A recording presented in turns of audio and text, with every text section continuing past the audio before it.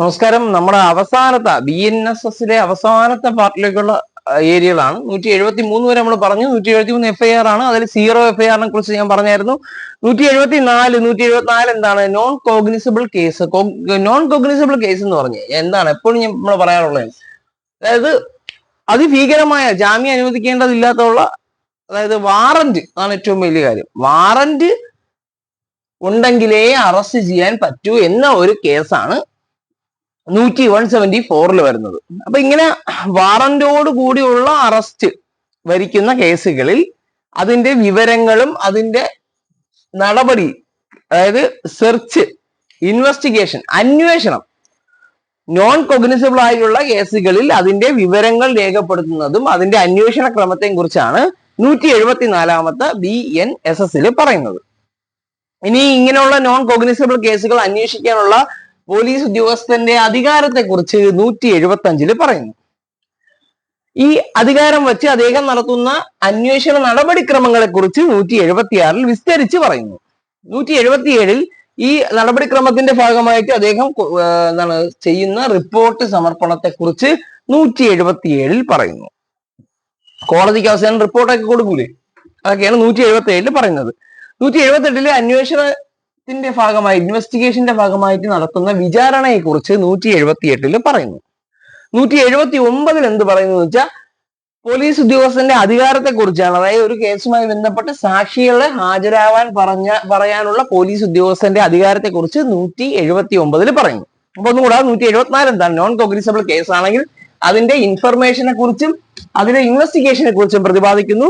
പോലീസിന് ഇൻവെസ്റ്റിഗേഷൻ ചെയ്യാനുള്ള പോലീസിന്റെ അധികാരത്തെ കുറിച്ച് 175 പറയുന്നു. അതിന്റെ നടപടിക്രമത്തെ കുറിച്ച് 176 പറയുന്നു. 177 റിപ്പോർട്ട് സമർപ്പണത്തെ കുറിച്ച് പറയുന്നു. 178 വിചാരണയെ കുറിച്ച് പറയുന്നു. 179 സാക്ഷികളെ ഹാജരാക്കാൻ പോലീസ് ഉദ്യോഗസ്ഥനുള്ള അധികാരത്തെ കുറിച്ച് പറയുന്നു. ശ്രദ്ധിക്കുക, 180 വകുപ്പാണ് ഇനി പഠിക്കാനുള്ളത്. 180 എന്ന് പറഞ്ഞാൽ സാക്ഷി വിസ്താരത്തെ കുറിച്ച് പറയുന്നതാണ്. 180 സാക്ഷി വിസ്താരത്തെ കുറിച്ചാണ് പറയുന്നത്. 180 എന്ന് പറഞ്ഞാൽ സാക്ഷി വിസ്താരത്തിൽ ഉദ്യോഗസ്ഥനെ ചോദ്യം ചെയ്യാൻ പറ്റും സാക്ഷിയെ. 180 രണ്ടാമത്തെ ഉപവകുപ്പ് പറയുന്നത് ഈ എന്തൊക്കെ ചോദ്യങ്ങൾ ചോദിക്കുന്നു അതുമായി ബന്ധപ്പെട്ട് സാക്ഷി കൃത്യമായ മറുപടി ഉദ്യോഗസ്ഥന് നൽകേണ്ടതാണ് എന്ന് പറയുന്നത് 180 രണ്ടാണ്. 180 മൊഴി രേഖപ്പെടുത്തൽ. ഇങ്ങനെ പറയുന്ന മൊഴി എന്താണ്? ഓഡിയോ വീഡിയോ റെക്കോർഡ് ചെയ്യുകയോ ലിഖിതമായി ഉദ്യോഗസ്ഥൻ എഴുതി വയ്ക്കുകയോ ചെയ്യാം. 181 സ്റ്റേറ്റ്മെന്റ്. പോലീസ് ഉദ്യോഗസ്ഥൻ രേഖപ്പെടുത്തുന്ന സ്റ്റേറ്റ്മെന്റുകളും അതിന്റെ ഉപയോഗങ്ങളെയും കുറിച്ച് 181 പറയുന്നുണ്ട്. 182 വിസ്താരവും സ്റ്റേറ്റ്മെന്റ് രേഖപ്പെടുത്തുന്നതുമായിട്ട് ബന്ധപ്പെട്ട് ഒരിക്കലും പോലീസ് ഉദ്യോഗസ്ഥൻ എന്താണ് വിസ്തരിക്കുന്ന ആളെ പ്രചോദനം ചെയ്യാൻ പാടില്ല.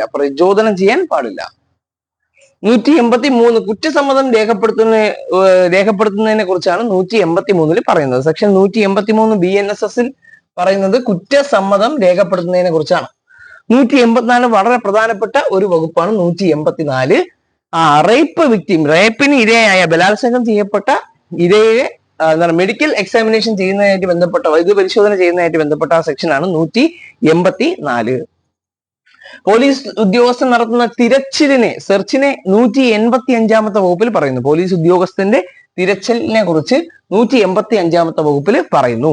186 എന്ന് പറയുന്നത് ഒരു പോലീസ് സ്റ്റേഷന്റെ ചാർജുള്ള ഉദ്യോഗസ്ഥൻ മറ്റൊരു പോലീസ് സ്റ്റേഷൻ ചാർജുള്ള ഉദ്യോഗസ്ഥനെ തിരച്ചിൽ വാറന്റ് ആവശ്യപ്പെടുന്ന സന്ദർഭത്തെ കുറിച്ച് 186 പറയുന്നു. ഇപ്പോ ഉദാഹരണം, ഒരു സ്റ്റേഷനിലെ ഉദ്യോഗസ്ഥൻ അടുത്ത സ്റ്റേഷനിലുള്ള പരിധിയിലുള്ള ആൾക്ക് ഈ സെർച്ച് വാറന്റിന് വേണ്ടി ഉത്തരവ് നൽകുന്ന ഒരു കാര്യത്തെ 186 സെക്ഷനിൽ പറയുന്നു.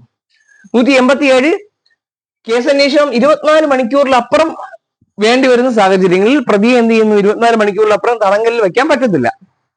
അപ്പൊ ആ ഒരു സാഹചര്യത്തെയാണ് 187 പറയുന്നത്. അപ്പൊ ഈ 187 വകുപ്പ് നമുക്ക് ഡീറ്റെയിൽ ആയിട്ട് ഒന്ന് പഠിക്കാം. 187 ഒരുപാട് ഉപവകുപ്പുകൾ ഉണ്ടെങ്കിലും നമുക്ക് അതിൽ ഏറ്റവും പ്രധാനപ്പെട്ടത് പഠിക്കണം. അതായത് ഒരു കേസന്വേഷണം 24 മണിക്കൂറിൽ കൂടുതൽ വേണ്ടി വരുന്ന സാഹചര്യങ്ങളിൽ 24 മണിക്കൂറിനകത്ത് തന്നെ പ്രതി 24 മണിക്കൂറിനപ്പുറം കസ്റ്റഡിയിൽ വെക്കാൻ പറ്റാത്തത് കൊണ്ട് ഒരു SI റാങ്കിൽ കുറയാത്ത ഒരു ഉദ്യോഗസ്ഥൻ കേസ് ഡയറിയുടെ പകർപ്പുമായിട്ട് മജിസ്ട്രേറ്റിന് മുമ്പിൽ ഈ അക്യൂസ്ഡിനെ ഹാജരാക്കുക.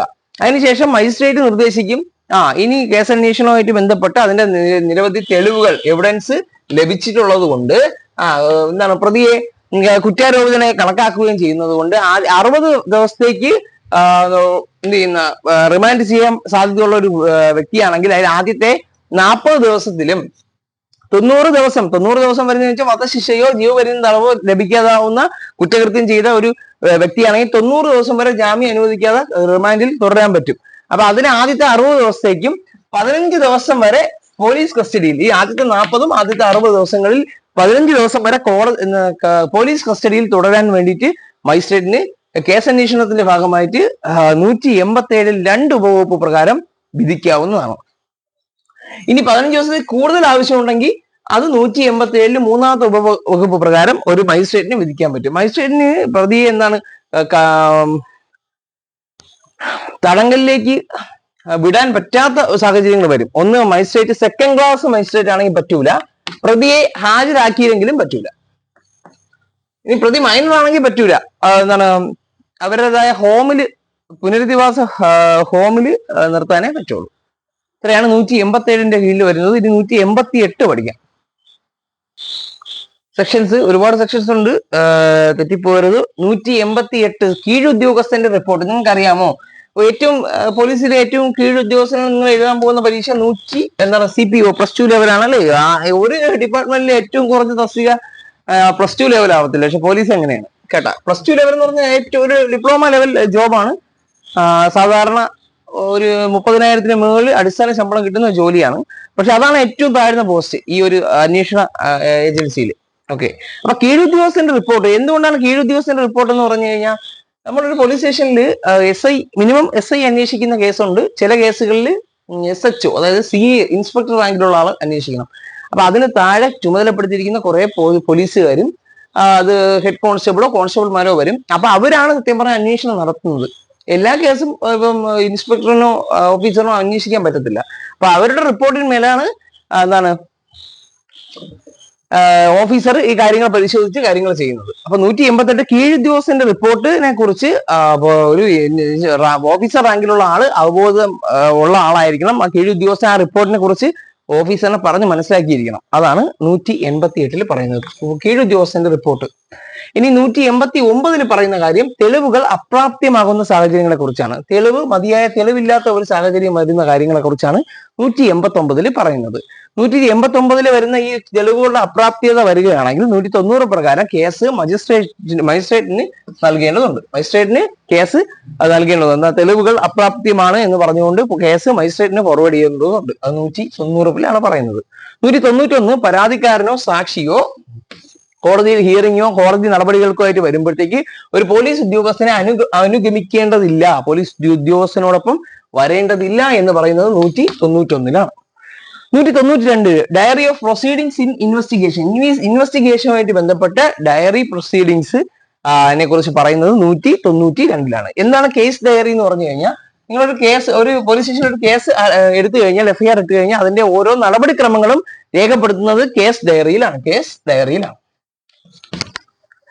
192 കേസ് ഡയറി പ്രൊസീഡിങ്സിനെ കുറിച്ച് പറയുന്നു. 193 പൂർത്തിയാക്കൽ റിപ്പോർട്ട്. ഒരു കേസ് അന്വേഷിച്ച് പൂർത്തിയാക്കി കഴിഞ്ഞാൽ അതിന്റെ റിപ്പോർട്ട് ഉദ്യോഗസ്ഥൻ സമർപ്പിക്കേണ്ടതുണ്ട്. അതിനെയാണ് 193 അനുച്ഛേദത്തിൽ പറയുന്നത് BNS-ൽ. ഇനി 194 എന്ന് പറഞ്ഞാൽ ആത്മഹത്യയെ കുറിച്ചാണ്. ഒരു ആത്മഹത്യ ഉണ്ടായി കഴിഞ്ഞാൽ അതിന്റെ കാരണവും കാര്യങ്ങളും ഒരു പോലീസ് ഉദ്യോഗസ്ഥൻ ഉറപ്പായും അന്വേഷിച്ചിരിക്കേണ്ടതാണ് എന്ന് പറയുന്നത് 194. നിങ്ങളുടെ പോലീസ് സ്റ്റേഷന്റെ പരിധിയിലുള്ള ഒരു ആത്മഹത്യ റിപ്പോർട്ട് ചെയ്യപ്പെടുകയാണെങ്കിൽ അത് ഇന്റിമേഷൻ, അതിന്റെ വിവരങ്ങൾ സ്റ്റേഷനിൽ വരികയും ആദ്യം തന്നെ അത് FIR ഇടുന്നത് BNS 194 പേരിലായിരിക്കും. കേട്ടോ, ആത്മഹത്യയാണ് 194.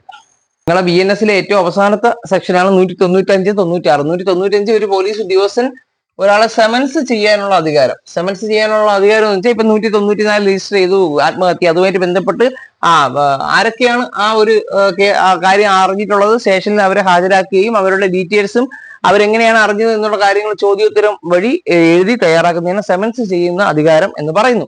196 ഒരു മരണകാരണവുമായിട്ട് ബന്ധപ്പെട്ട് മജിസ്ട്രേറ്റ് അന്വേഷിക്കുന്ന വിചാരണയെ കുറിച്ച് 196 പറയുന്നു. 196 കുറിച്ച് നമ്മൾ ഡീറ്റെയിൽ ആയിട്ട് കുറച്ച് സെക്ഷൻസ് ഒന്ന് അറിഞ്ഞിരിക്കേണ്ടതുണ്ട്, ലാസ്റ്റ് സെക്ഷൻ കൂടി ആയതുകൊണ്ട്. ഇതിൽ പറയുന്ന കുറച്ച് കാര്യങ്ങൾ നമ്മൾ അറിഞ്ഞിരിക്കുക. അതായത് 191 മരണ കാരണം, അതായത് ഇപ്പൊ ഒരു സ്ത്രീധന നിരോധന നിയമം അല്ലെ, സ്ത്രീധന മരണമായിട്ട് ബന്ധപ്പെട്ട് ഡൗറി ഡെത്തുമായിട്ട് ബന്ധപ്പെട്ട ഒരു കേസിലോ അല്ലെങ്കിൽ ഏതെങ്കിലും ഒരു ഹ്യൂജ് കേസിലോ എന്താണ് ഇൻക്വസ്റ്റ് നടത്താൻ ഇൻക്വസ്റ്റ്, അതായത് പ്രേത പരിശോധന എന്ന് പറയും. ഇൻക്വസ്റ്റ് എന്ന് പറഞ്ഞു കഴിഞ്ഞാൽ ഇപ്പം തൂങ്ങി മരണോ എന്തെങ്കിലും ഒരു മരണമായിട്ട് ബന്ധപ്പെട്ട് ആ ബോഡി ആയിട്ട് ചുറ്റപ്പെട്ട് നിൽക്കുന്ന കാര്യങ്ങളൊക്കെ ഒന്ന് നോട്ട് ചെയ്ത് രേഖപ്പെടുത്തുന്ന ഇൻക്വസ്റ്റ് എന്ന് പറയും. അതിനുശേഷം ഇനി മറവ് ചെയ്ത ശരീരമാണെങ്കിൽ ആ ബോഡി പുറത്തെടുത്ത് അതിനെ എന്ത് ചെയ്യുക, ബോഡി പരിശോധന നടത്തുകയും പോസ്റ്റ്മോർട്ടം നടത്തുകയൊക്കെ ചെയ്യാൻ കഴിയുന്നത് മജിസ്ട്രേറ്റിന്റെ ഈ മരണ കാരണവുമായിട്ട് ബന്ധപ്പെട്ടുള്ള വിചാരണയിൽ വരുന്ന കാര്യങ്ങളാണ്. ഇനി അതുമായിട്ട് ബന്ധപ്പെട്ട് ബന്ധുക്കളെയും മറ്റുമൊക്കെ പോലീസ് ഉദ്യോഗസ്ഥന്റെ നേതൃത്വത്തിൽ വിളിച്ചു വരുത്തി ചോദ്യം ചെയ്യാനും പറ്റും. ഇത്രയും കാര്യങ്ങളാണ് 196 വരുന്നത്. ഇത്രയും കൊണ്ട് നിങ്ങളെ BNSഉം BNSSഉം പരിപൂർണമായി തീർന്നിട്ടുണ്ട്. ഇനി BNSല് ചില സെക്ഷൻസ് പെൻഡിങ് ഉണ്ട്. അതും കൂടെ എടുക്കുമ്പോൾ അത് തീരും. വളരെ കുറച്ച് സെക്ഷൻസ് അതിൽ പെൻഡിങ് ഉണ്ട്. NDPS കഴിഞ്ഞിട്ടുണ്ട്, IT ആക്ട് കഴിഞ്ഞിട്ടുണ്ട്, RT ആക്ട് ഇനി ചെയ്യാനുണ്ട്, RT ആയിട്ടുണ്ട്. പിന്നെ നമ്മുടെ കേരള പോലീസ് ആക്ട് കംപ്ലീറ്റ് ചെയ്തിട്ടുണ്ട്. ഇനി അതിൽ പോക്സോ ആക്ട് നമുക്ക് എടുക്കാനുണ്ട് കേട്ടോ. പോക്സോ ആക്ട് ഉണ്ട്, RT ആക്ട് ഉണ്ട്. അതാണ് മെയിൻ ആയിട്ട് ഇനി ബാലൻസ് ഉള്ളത്. ബാക്കി എല്ലാം സ്പെഷ്യൽ ടോപ്പിക്സ് ഓക്കെയാണ്. അപ്പൊ നിങ്ങൾ ഇതിന്റെ പ്ലേലിസ്റ്റ് തിരിച്ച് ഞാൻ അവസാനം ഈ കുറച്ച് വീഡിയോ കൂടെ ചെയ്യുമ്പോൾ അതും കൂടെ കംപ്ലീറ്റ് ചെയ്യാം. പ്ലേലിസ്റ്റ് തിരിച്ച് ഒന്നുകൂടെ ഇടും, അതൊന്ന് കംപ്ലീറ്റ് ചെയ്താൽ മതി. അതിനുശേഷം നമുക്ക് റിവിഷൻ ക്ലാസ്സുകളായിട്ട് ക്വസ്റ്റ്യൻ ആൻസർ സെക്ഷൻസ് ഞാൻ ചെയ്യുന്നതായിരിക്കും. ഓക്കെ, അപ്പൊ എല്ലാവരും നല്ല രീതിയിൽ പഠിക്കുക. നമ്മുടെ ടോപ്പിക് ആൾമോസ്റ്റ് തീരാറായിട്ടുണ്ട്. Thank U.